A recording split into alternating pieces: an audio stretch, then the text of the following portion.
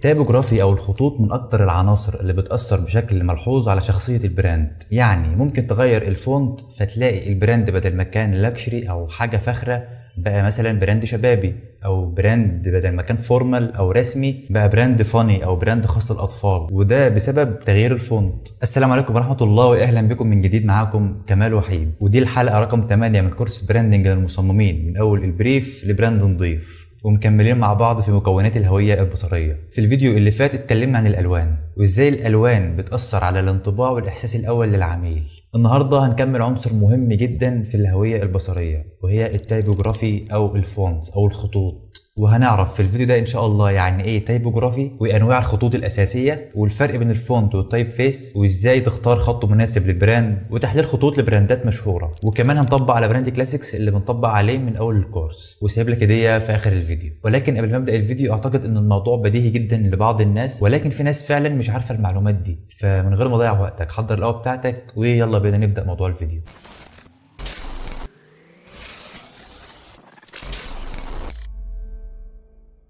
طيب اول حاجه معانا يعني ايه تايبوجرافي؟ التايبوجرافي مش مجرد اختيار فونت او خط، ولكن ده فن ترتيب النصوص والخطوط بشكل يخلي المحتوى اوضح واسهل واجمل في عين المستخدم، ويعتبر من اكتر العناصر اللي لها تاثير على التصميم او على شخصيه البراند عموما، واكتر عنصر بيميز البراند زيه زي الشكل والالوان، كل حاجه فيهم بتوصل رساله معينه بالظبط كانه نبره الصوت للبراند، وبيوصل ايموشنال مسج على حسب نوع التايبوجرافي او نوع الفونت اللي مستخدمه. كمان العنصر الاساسي في التايبوجرافي هو الحرف، يعني المصممين اللي بيشتغلوا على الخطوط نفسها بيشتغلوا على تغيير اشكال الحروف علشان يدينا فونتات مختلفه عن بعضها، وكل فونت منهم يكون شبه بعض ومتناسق في الحروف، وكل الحروف تبقى شبه بعضها علشان تكون معانا الفونت. تاني حاجه انواع الخطوط. الخطوط انواعها واشكالها كتير سواء عربي او انجليزي، بيكون ليها طابع واحساس معين. يعني ممكن تلاقي فونت مانيمال او بسيط او فورمال او فونت لاكشري او فاني او كوميك، ولكن هركز معاك على الانواع الشائعه او الانواع اللي بتستخدم بشكل متكرر في تصميم البراندنج او الادفرتايزنج بشكل عام. اول نوع هو السيرف فونت، بيبقى فيها ستروك او اطراف صغيره زياده في نهايه الحروف، وبيدي احساس بالثقه، وبتستخدم في المطبوعات والبراندات الحكوميه او الفورمال او البراندات الغاليه، وده بيخلي شكلها رسمي وكلاسيكي اكتر عن باقي الخطوط. زي رولكس بتستخدم خط سيرف كلاسيكي لانه براند فاخر، والسيرف فونت بيدي احساس بالثقه والفخامه والتاريخ والجوده العاليه، وده متوافق جدا مع مكانه رولكس في السوق او اي براند في نفس الليفل عموما، مش شرط رولكس بس. ودي اشهر الخطوط اللي بنستخدمها في السيرف فونت.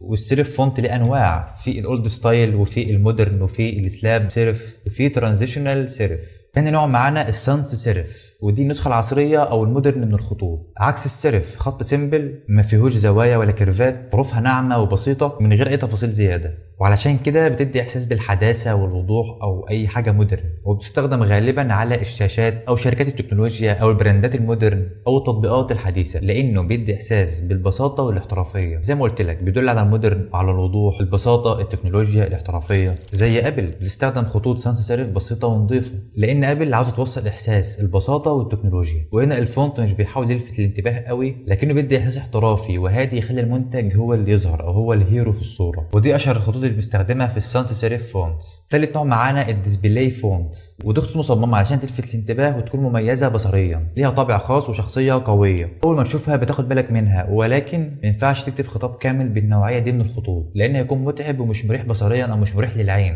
وغالبا الفونت ده انت بتستخدمه مره واحده في حياتك، او بتستخدمه غالبا في العناوين الرئيسيه وبس، زي مثلا ممكن تستخدمه في اسم شعار او في العناوين الرئيسيه او البوسترات او الاعلانات او اغلفه الكتب في العناوين الرئيسيه، ودي اشهر الخطوط اللي بنستخدمها في الديسبلاي فونت. رابع نوع معانا في الخطوط هو السكريبت فونتس، ودي الخطوط اللي بتشبه الكتابه بخط الايد او التوقيع، وبتدي احساس بالاناقه او الشخصيه او اللمسه الانسانيه في شكل الخط نفسه كانك كاتب الخط بايدك، وده بيدي احساس بالود او الطابع الشخصي اكتر، وبنستخدمه بحذر او بشكل بسيط في العناوين الرئيسيه والعناصر البارزه، لان استخدامه في نصوص طويله بيصعب القراءه على المستخدم، وبيستخدم في براندات الموضه، مستحضرات التجميل او دعوات الافراح والمطاعم والكافيهات. دي اشهر الخطوط اللي بنستخدمها في السكريبت فونتس. طيب دي كده اشهر الانواع اللي بنستخدمها في الخطوط. نيجي بعد كده ونعرف الفرق بين الفونت والتايب فيس. ناس كتير بتستخدم الفونت والتايب فيس على انهم نفس الحاجه، لكن في فرق بسيط جدا بينهم. بص معايا على الصوره دي، يعني هشبه لك المثال بالعيله والافراد. عندك كلمة تايب فيس بتترجم لعيلة، والفونت هو نسخة أو وزن معين من العيلة دي، زي مثلا خط منتصرات، يعني عندك منتصرات لايت أو ميديم أو بولد. كل واحد من دول فونت مختلف، ولكن كلهم تابعين لنفس التايب فيس اللي هي المنتصرات. ببساطه التايب فيس زي العيله، والفونت فرد من افراد العيله. ندخل على اللي بعده، ازاي تختار خط مناسب للبراند.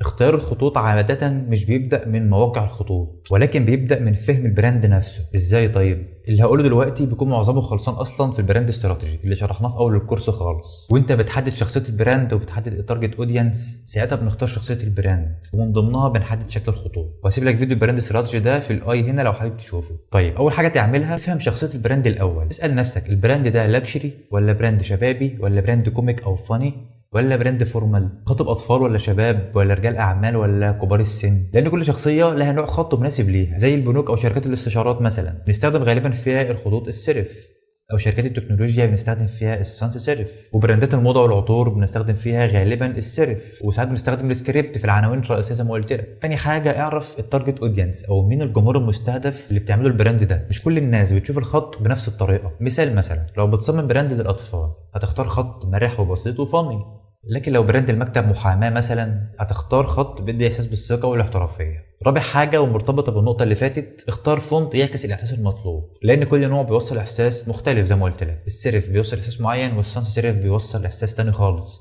السيرف بيوصل احساس بالفخامه والسانس سيرف بيوصل احساس بالمودرن، والسكريبت بيوصل احساس بالاناقه والشخصيه، والديسبلاي بيوصل احساس بلفت الانتباه. خامس حاجه واللي ممكن تقول عليها غريبه، ما تستخدمش خطوط كتير، هو فونت او اتنين بالكتير، فونت انجليزي او فونت عربي. ودي اكبر غلطه بشوفها في اي واحد بيبتدي عموما، بيختار خطوط كتير جدا في البراند.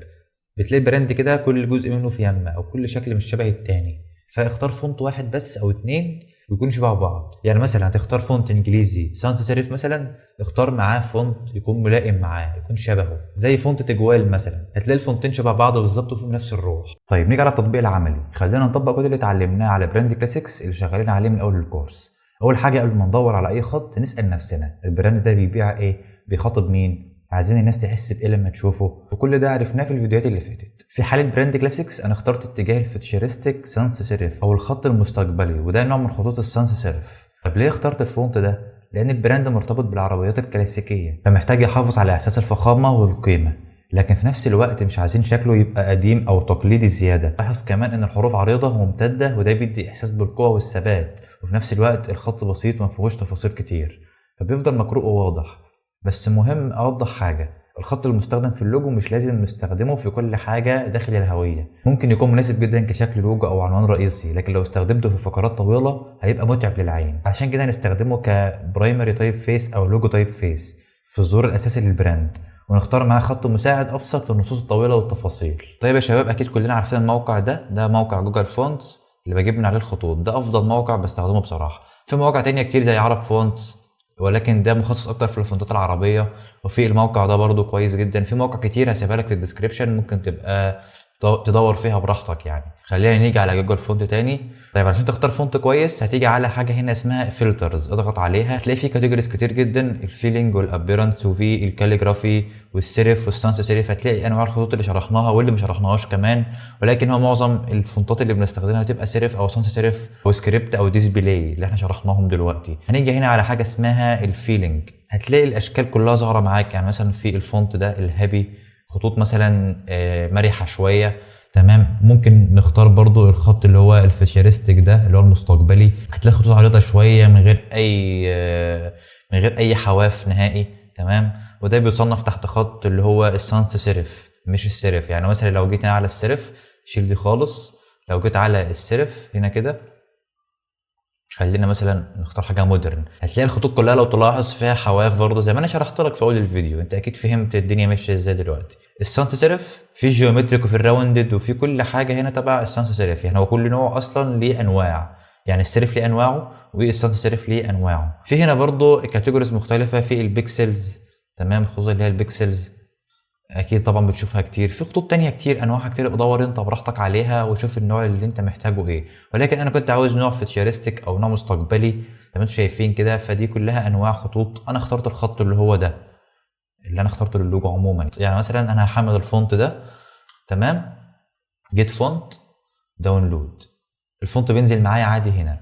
تمام. بحمله طبعا وبسطبه على الجهاز وابدا ان انا استخدمه على الاستريتور او الفوتوشوب براحتي. فده شرح الموقع سريعا كده عشان تعرف انا بجيب الخطوط منين يعني. نرجع تاني على الالستريتور. دي اكتر فونتات شفتها مناسبه معايا وحملتها، واخدت وقت طبعا لحد ما اخترت شكل الخطوط اللي شايفها دي. في منها السيريف وفي السانس سيريف، ولكن انا كان ميولي الاكتر للسانس سيريف علشان زي ما قلت لك احنا عاوزين الحاجه مودرن اكتر او حديثه. اختصارا دلوقتي انا جربت اكتر من فونت على اللوجو، ولكن في الاخر اخترت الفونت ده. لو متابع معايا من اول الكورس فده الفونت اللي استخدمناه للوجو، وده حرف السي اللي طلعنا منه اصلا الايكون بتاعت اللوجو اللي هي دي الايكون، واخترنا معاها الفونت ده زي ما انت شايف كده. لو بصيت معانا على الفونت ده مختلف تماما، نوعه سيرف في الزوايا زي ما انت شايف كده. هو شكله حلو وكل حاجه، ولكن مش مناسب مع المجال بتاعنا ومش بيدل على اللي احنا عاوزين نوصله من البراند. فده كان افضل شكل اخترته للوجو. وتعالى اقول لك على التايبوجرافي ديسكريبشن او على تعريف الخط اللي استخدمناه هنا هو خط سانس سيريف هندسي حد الاطراف، بيوحي بالمودرن كلاسيكس، حروف عريضه وبتدي انطباع بالثبات والثقه. واخترت الخط ده تحديدا علشان الراوند ايدجز الخفيفه بتمزج بين الحداثه واللمسه الكلاسيكيه والنتيجه. وده شكل اللوجو معانا على الابيض والاسود. يعني دلوقتي اختار معايا بين الاثنين، ده ولا ده. ده زي ما قلت لك شكله كويس مش وحش، ولكن مش مناسب مع شكل البراند او الستايل اللي استخدمناه للبراند والرساله اللي عايز اوصلها البراند. وبكده نكون خلصنا موضوع الفيديو. ودلوقتي تعالى اقول لك على الهديه اللي انا جايبها لك.